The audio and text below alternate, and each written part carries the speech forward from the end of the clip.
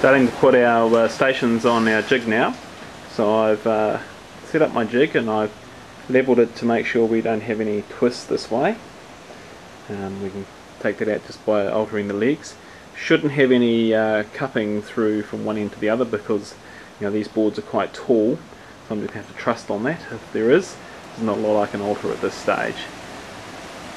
Right, so we're now screwing on our stations. The most important thing here is obviously that the way we put them on is that we can actually take them off again. So got 2 screws through the bow. Here's some screws through the doublers here. This is at station number 2.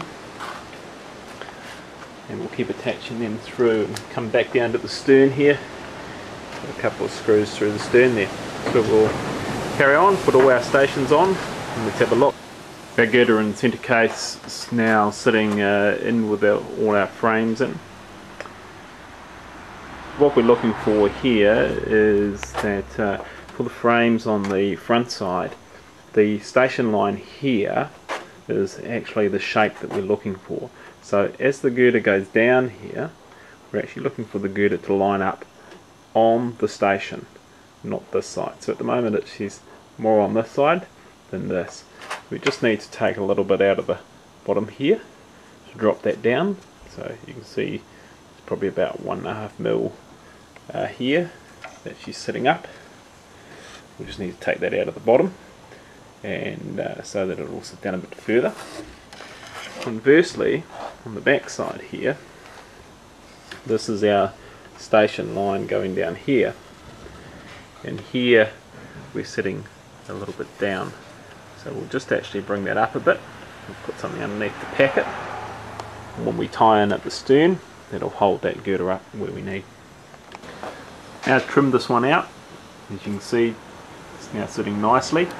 A bit proud on this side, and we'll actually just plane that down with the plane a bit later on to get that at the right angle. If we go to the back, see I've just put a little temporary spacer here.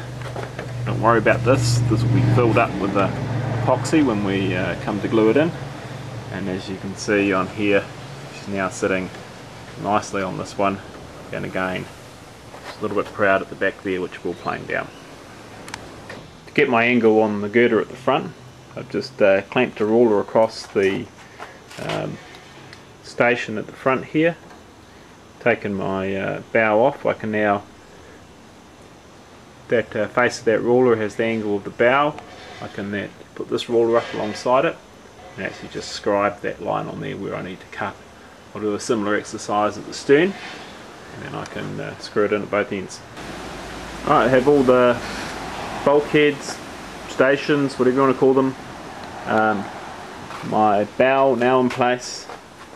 As you can see here, I may just have to lift up just a little bit. I'm trying to line it up with this edge here. Come back down to the back, I'll just show you an interesting little piece here. Down at the transom here, what we can see is that our girder is coming down nicely, and it's falling on the inside face of the transom, which is exactly where we want it to be, because that's where that station line is.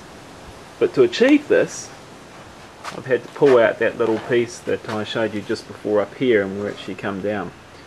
So we either have this lined up nicely here, and it being too high at the transom, or we take the option of it matching up at the transom nicely and being too low here. To fix this, all we need to do is we just need to plane this bulkhead down a little bit. The other way would be to plane down the girder here. The reason why I'm choosing the option of taking it off at the bulkhead is because that way I can keep the fair curve that I've got going through the bottom. If I took it down at the girder, I'd have to bring it down more sharply at the back here, and that curve through the whole of the bottom of the boat wouldn't be fair. Just fitting the first gunnel here, and we'll come to the bow, and I'll just show you what we need to do here. Now it's going to line up with this station, so it means it needs to come in here, and because it's coming in on an angle, means we actually need to clear a little bit out the back side, or the front side here, so it'll come in. Just hold it there. As I've pulled the gunnel in here, you can see how the gunnel lines up with the front side but not the aft side of the bow here, and you can see the gap down the side. This is the gap we want to get rid of, and we want to bring this side of the gunnel into here.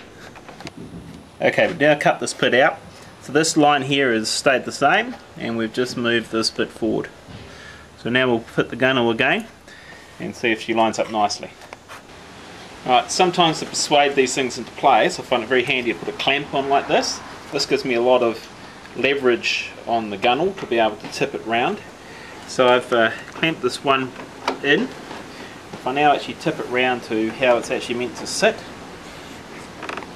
we will be able to see that it's now sitting quite nicely up against that station. It's a little bit proud of it, but pretty close. So we'll screw that one on and call that good.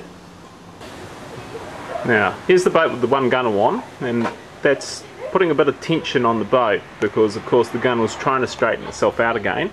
And we can see that if we look down at the centre lines that we set earlier, you'll now see that the string line here and the centre line on that bulkhead aren't lining up. And again on the next one.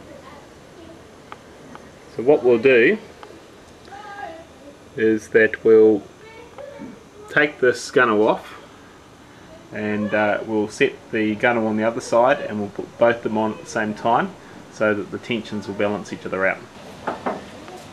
Right, so I've got the port gunnel on completely, and again you can see this line has moved off the centre. Now I've got the starboard gunnel on, and I'll just pull that one across, and as I pull that in you can see the line comes back to the centre line.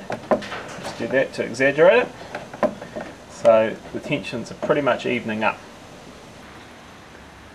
Both gunnels are on now, as you can see, and our string line's moved back to the its proper centre line, so the boat's lined itself back up again, which is what we were looking to see. I'll now take the girder and centre case out and glue those in, and take the gunnels off and glue those on, and then we can start working on our chine 1 and 2. So as you can see in this last little bit, we've gone from a series of parts into something now that is pretty much resembling the finished boat.